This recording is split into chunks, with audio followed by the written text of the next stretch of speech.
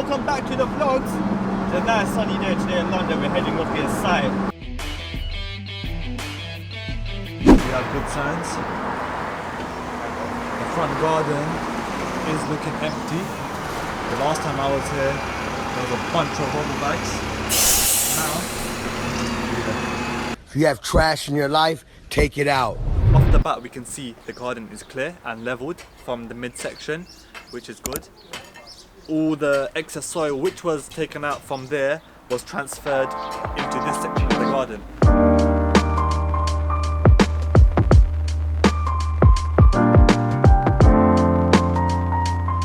This platform was raised only up until this wall, and we've extended it another 50%. The reason why I decided to put the soil here and just continue with this raised platform and bring it further was it was the cheaper option. Removing all this rubble was coming up to around 1,500 to 2 grand. That's considering all the materials, the baggage, the labour and the rubbish removal men. The level section of the garden is going to have these slabs on it, and that section, the idea is to have turf on it. The way we like to operate is by planning. The way we plan is we don't just come to the site and just decide, oh, we're going to put a wall here and a wall there. No, it doesn't work like that. So what we do is we get the ground floor plans, the existing plans, and then we generate 3D models on our computer program. And from the 3D models we do alterations until we get a final product. Once we've got the final product, we do renders such as this one. I'll insert a screenshot. Yeah, so we do renders, and if the whole team is happy with the render and how it's going to turn out looking, like approximately how it's going to turn out looking, then we go ahead and give our builders the go ahead to go and finish. Why are there random bricks in the walls? Are they Trying to save money here. when you have existing windows? This is how you fill them in. You fill them in with brick, then you concrete plaster them, sand cement them, whatever, and that's it. You render it. The double glazing guys asked us, do we want a 2-panel or 3-panel like folding door? What do you think? 2-panel, because if you have 3-panel, the frame structure will be too much. Yeah, because we're using PVC windows, the structure of the frame, the structure of the window would be quite thick, and having 3 panels you would have a lot of plastic, and as opposed to if you use 2, then you would have more glass. Yeah. And over here, the double glazing guy is asking us if you want to have 2-panel window or 3-panel window. What do you think? So basically we're going to make a drive-through here. They could drive in with their motorbike, open the window like McDonald's and give it to them. No.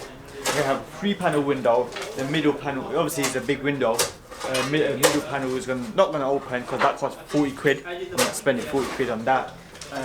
Over here and over here we have to, that's 28 quid. Yeah. See, you have to play smart. Yeah, so with these window people, generally they charge you per opening as well as colour, etc, etc. So the less openings you have and the more monotone your window is, ideally the cheaper it will be.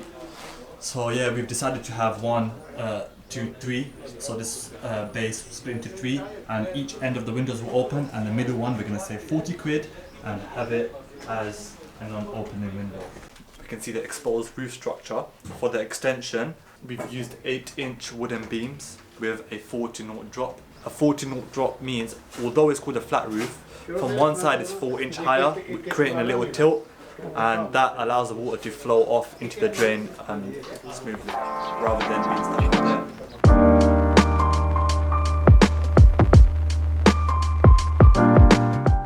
Right, so another important thing that I forgot to mention is that in this phase, this current phase of the build, you have to already have thought out where your lights and your sockets and your light switches are going to go.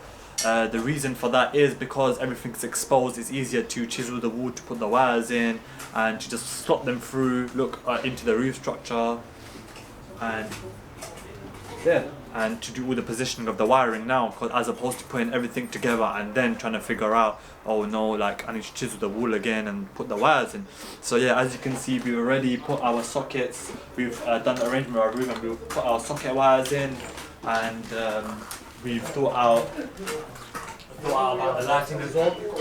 And we're just waiting on the delivery for the wiring, and then our wiring is going to go on, and then we can proceed to put in the plasterboards.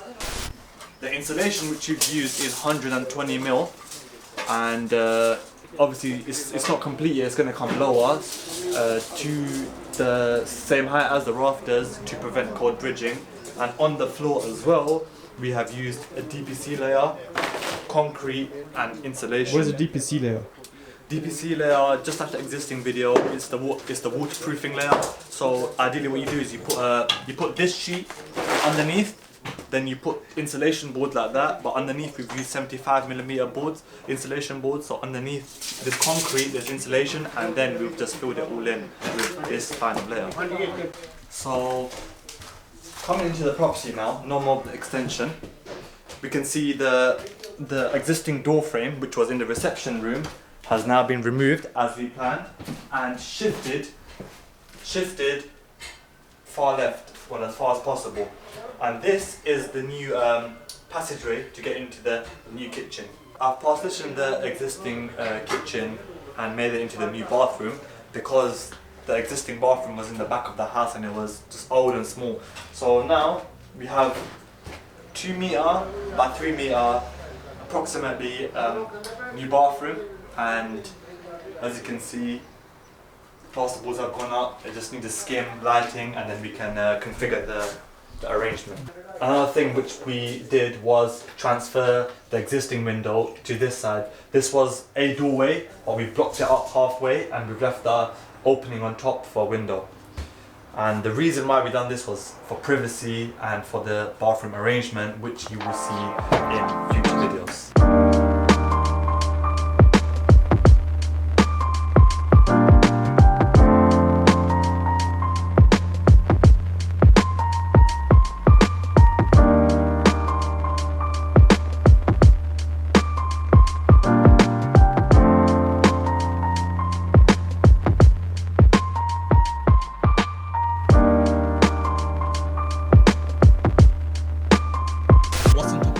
That's a fibre roof, the waterproof layer. Rather than putting tiles and stuff like that, there's a more cost-effective way. So when you do start putting fibre on there, you have to put epoxy on there to solidify it. And what the fibre does when it's used with the epoxy, is epoxy or resin? Resin. Yeah, when you put the resin on there, it solidifies it and it turns into a fat roof. Yeah. So it's literally a cheaper but more effective way. So you would have these wooden beams, and then on top of the wooden beams you have the wooden chipboard, and then on top of the wooden chipboard you would put the fibre mesh, and then on top of the mesh you would put the resin, and then you just rub it in like that, and it all mixes together, becomes into... The rubbing in part is the hardest part because you have to use rollers, man. And it becomes like into a solidified substance.